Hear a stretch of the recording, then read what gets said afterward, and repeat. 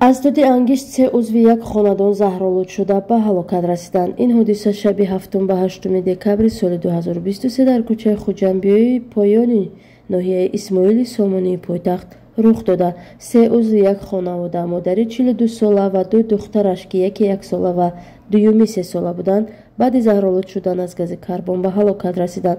кумитаи ҳолатҳои фавқулода ва мудофиаи гражданӣ назди ҳукумати ҷумҳурии Тоҷикистон бо изҳори ҳамдардӣ ба пайвандони фавтидагон аз аҳолӣ хоҳиш мекунад ки дар ин фасли сард аз истифода дар воситаҳои гармкунии хонаҳо қоидаҳои бехатариро риоя намоянд.